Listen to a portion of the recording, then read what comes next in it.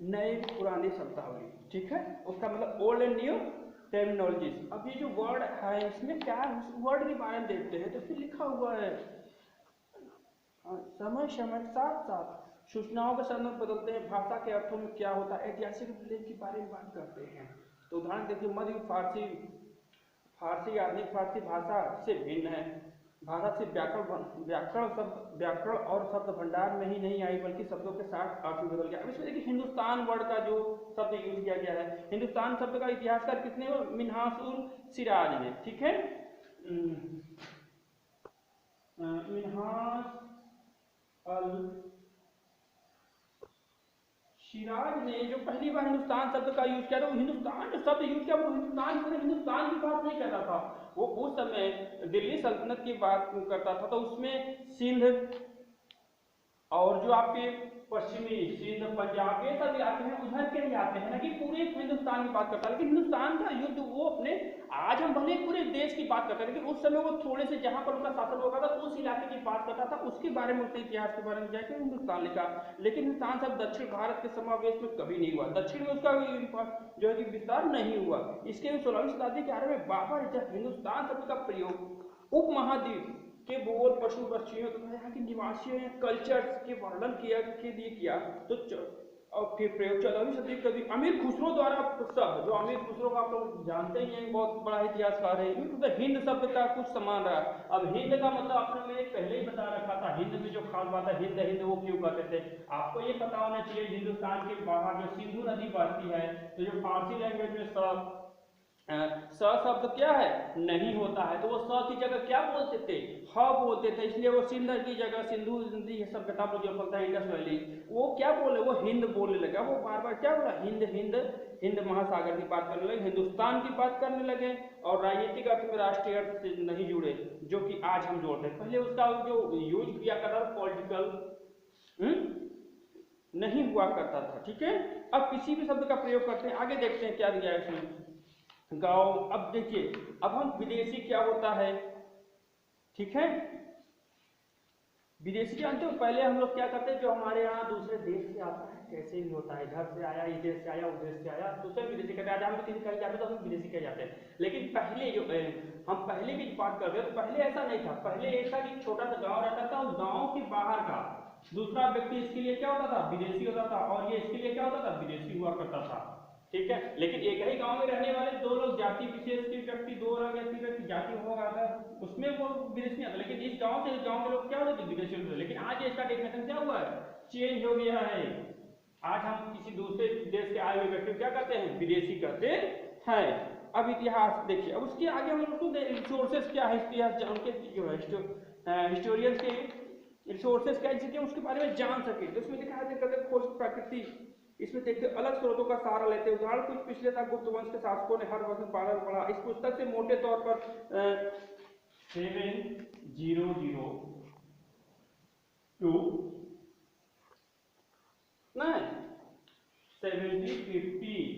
हम करीबन 1000 वर्षों का अध्ययन इस पे क्या है पढ़ेंगे, ठीक है। 1000 वर्षों का अध्ययन बना। इस काल में अध्ययन इतिहास का स्रोतों को प्रयोग करते हैं, मिलेगी पिछले कुछ ऐसे वैसे ही चली आ रही इतिहासकार का जो इकट्ठी सूचना इकट्ठे अभी तक हम लोग कॉइन्स होता था, और जो स्क्रिप्ट लिखे रखते थे, ठीक है, स्टोरी स्क्रिप्ट था, शिलालेख जो हुआ करते थे उसको देखते थे, स्थापना जो उन्होंने भवन निर्माण किए हुए उसको देखा करते थे। ये सब चीजों को देखकर उसके बारे में पता लगाते थे।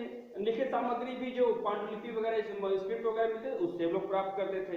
ये धीरे धीरे कम होने, अब देखते दूसरे प्रकार के स्रोतों का धीरे धीरे कम होने लगे, क्योंकि इस दौरान कागज का जो आप पेपर जानते हो, कागज हम आज भी लिखते हैं, इसे पढ़ते हैं। पहले आज धीरे सस्ता होता गया, क्योंकि उस जमाने में कागज बहुत ही महंगा हुआ करता। उसमें इतिहास में लिखा हुआ है कि बड़े बड़े पैमाने पर लोग भी होने लगा था। अब देखिए मैं आपको बता दूं कि जो कागज है, पेपर का इन्वेंट कहाँ हुआ था, तो आप बोलेगा चाइना में हुआ था, ठीक है।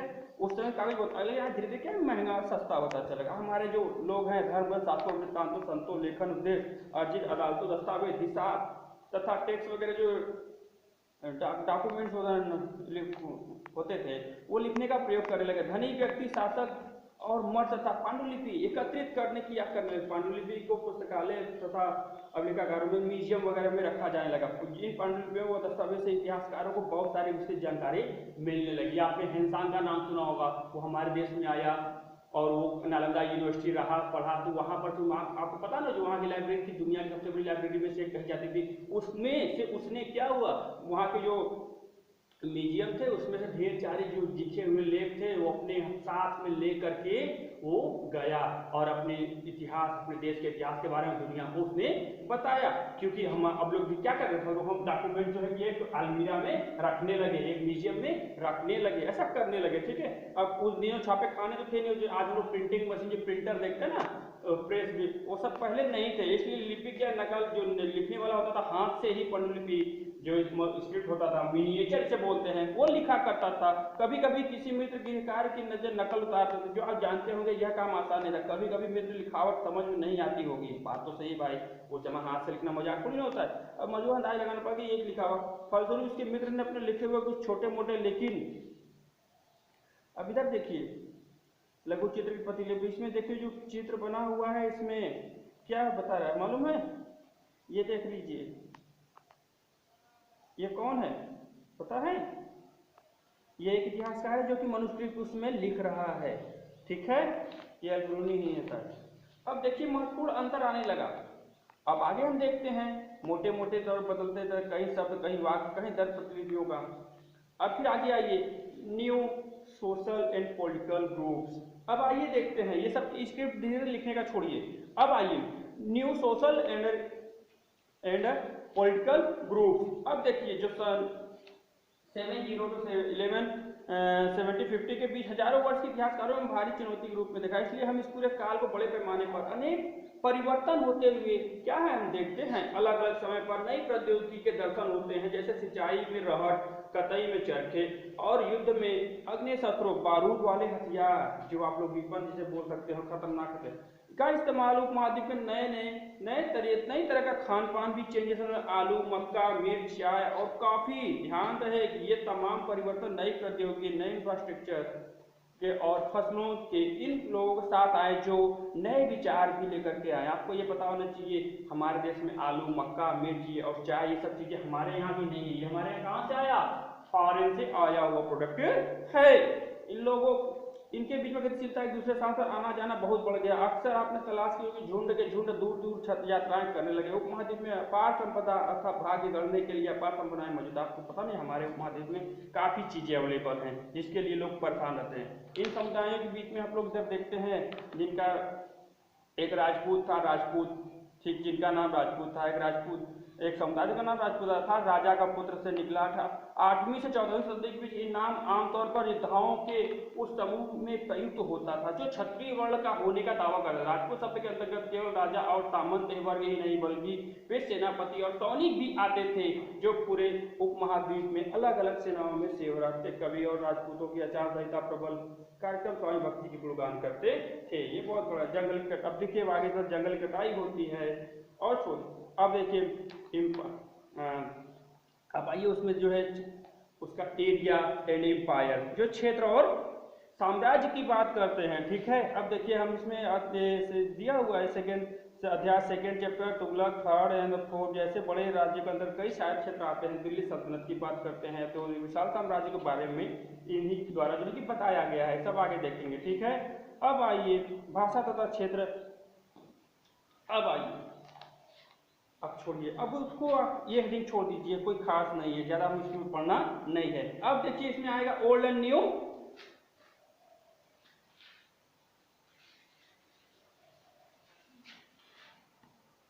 ओल्ड एंड न्यू,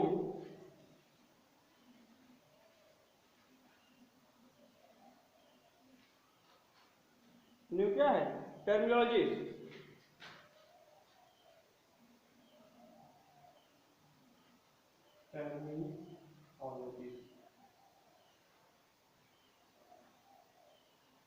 इसका मतलब क्या है, नए और पुराने और नए धर्म।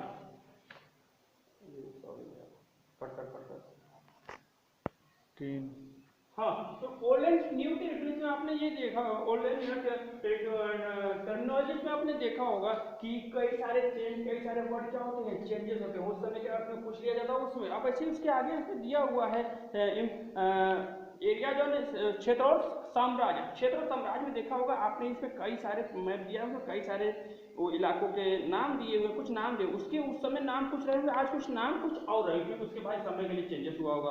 और यही सब दिया हुआ है कि गज्जन अफगानिस्तान से गजनी गज्जन में फैला हुआ, जिस संपूर्ण दक्षिण भारत द्रविड़ भी आ जाता था। गौड़, आंध्र, केरल, कर्नाटक, गुजरात विभिन्न भिन्न क्षेत्रों सेनाओं के आगे पलायन कर जाते थे। इतिहासकार विजय अभियान के दावों को अतिशयोक्ति मानते थे। साथ ही वे समझने की कोशिश में लगे कि शासक लोग महाद्वीप के भिन्न भिन्न भागों पर अपने अधिकारों का उल्लेख क्यों करते रहते हैं। अभी पाक क्षेत्र इसमें देखो हेडिंग में दिया हुआ है।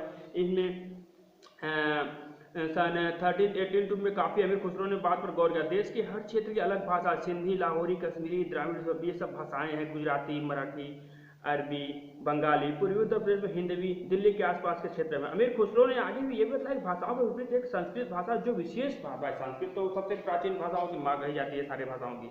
एक प्राचीन भाषा जिसे केवल ब्राह्मण जानते हैं, आम जनता नहीं। इसका मतलब ये कि ये किसी जाति विशेष की भाषा रही होगी। अमीर खुसरो ने ये भी बताया उसमें है कि उल्लेखित भाषाओं की सूची बनाइए, सूची की भाषाओं का नाम बताइए जो उनको लिखित बोली जाने वाली भाषा है। जो नाम में से एक है रेखांकित कीजिए। अब ये देखिए विचारों पर घेरा कीजिए। क्या आप ध्यान दिए समय के साथ साथ भाषाएं और नाम भी बदल गए? बात तो सही है भाई।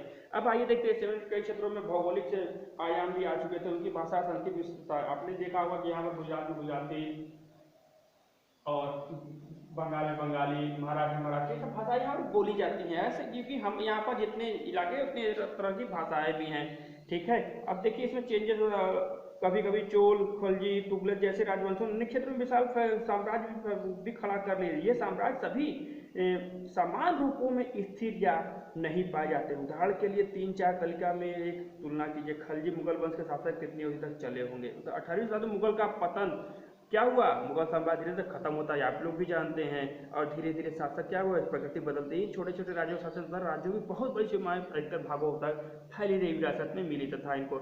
अब देखिए ओल्ड एंड न्यू रिलीजन। ठीक है, अब नए और पुराने धर्म की बात करें। धार्मिक परंपराओं में कई बड़े आए। दैविक तत्व तथा लोगों में आस्था कभी कभी बिल्कुल ही व्यक्तिगत स्तर पर होती, मगर आमतौर पर आस्था का स्वरूप सामूहिक होता है। किसी दैविक में सामूहिक आस्था यानी धर्म प्रायः स्थानीय समुदायों के सामाजिक और आर्थिक संगठन से संबंधित। जैसे समुदायों के सामाजिक संसार बदलता गया, वैसे ही इन अवस्थाओं में परिवर्तन भी आता गया। जैसे कि आज हम जिन्हें हिंदू कहते हैं, इस युग में बदलाव आया, परिवर्तन साथ कुछ नई देवी देवताओं की पूजा भी स्टार्ट इन्होंने कर दी। और क्या है, हाँ, पुरोहितों के रूप में इन्हें ब्राह्मणों को बहुत महत्व था। संस्कृत ग्रंथ के ज्ञान के कारण ब्राह्मणों का बड़ा आदर सम्मान था। ये इनके संरक्षक थे। नए नए शासक जो स्वयं प्रतिष्ठा के चाह में थे, इन संरक्षकों के समर्थन होने के कारण समाज में इनका दबदबा और भी बढ़ गया था। ब्राह्मण पहले भी पूजनीय थे, आज भी पूजनीय है। ठीक है, अब ये इनके बारे में दिया हुआ है। इनमें इष्ट देवी देवता का रूप भी देखा जाता है। पुजारी के विशद कर्मकांड के किए बिना ही भक्त स्वयं पहुंच सके।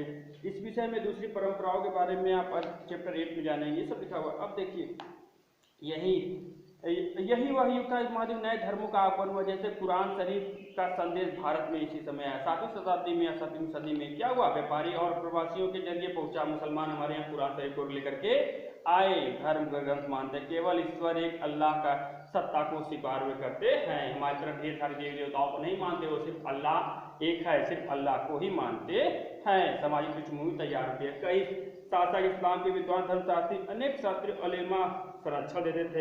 हिंदू धर्म की भांति इस्लाम के अनुयायी भी अपने धर्म को अलग अलग तरीके से व्याख्या करते। मुसलमानों में कुछ शिया जो पैगंबर साहब के दामाद अली को मुसलमानों को विधि सम्मत नेता मानते थे, और कुछ सुन्नी थे जो खलीफाओं के प्रभुत्व को स्वीकार करते थे। इस्लाम के आरंभिक दौर में इस धर्म का नेतृत्व करने वाले खलीफा कहलाते थे, और आगे इनकी परंपरा चलती रही। इस्लामिक न्याय सिद्धांत विशेषकर भारत में हनफी और साफी ऐसे सिद्धांत हैं जो काफ़ी विभिन्न परंपराओं में से काफ़ी महत्वपूर्ण रहे हैं। ऐसे ही धर्म सिद्धांतों रहस्यमयी विचारों को लेकर के विभिन्नताओं को देखने को मिलती है। अब देखिए आगे जो समय और इतिहास कालखंडों पर विचार। ठीक है, अब इसमें देखिए इतिहास के कैलेंडर नहीं है, यानी केवल घंटा दिन वर्षों तक बीतने के रूप में नहीं है, नजरिया देखा जाता है और ये सब दिया हुआ है। और आगे इस काल विभाजन को स्वीकार करते हैं।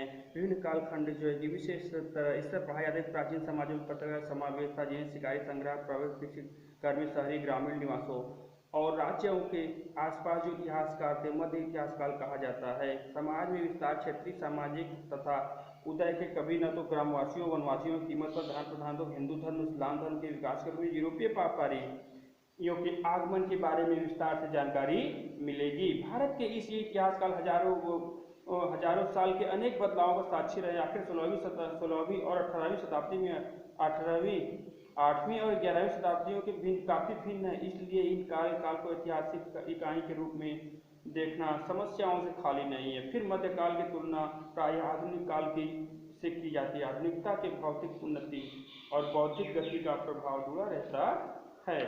ऐसे ही हम लोग ये जानते हैं कि हम इसमें बार बार अगर हम देखना चाहेंगे तो हमें पूरी तरीके से क्या है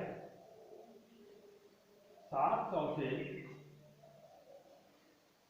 1750 के बीच में जो हुए चेंजेस है, जियोग्राफिकल चेंजेस हुए हैं या हिस्टोरिकल चेंजेस हुए हैं या एम्पायर चेंज हुआ है, क्या क्या चेंज हुआ है, इन सब चीजों के बारे में हमें क्या है बताया गया है, जो कि हमें समझना चाहिए, जिससे कि हम आगे का इतिहास अच्छे से पढ़ सकेंगे। और अगर अपने शब्दों में हम अगर देखते हैं तो हमें एक चीज मिलेगी कि इनमें जो चेंजेस हैं वो काफी इंपॉर्टेंट है हमारे रिसोर्सेज से, हिस्टोरिकल रिसोर्सेज जो हमारे ऐतिहासिक स्रोत जो हमें मिलते हैं, जो काफी इंपॉर्टेंट है हमारे इतिहास को जानने के लिए। आज इसमें इतना ही मोरल है, आगे हम लोग जो है कि नेक्स्ट चैप्टर स्टार्ट करने की कोशिश करेंगे।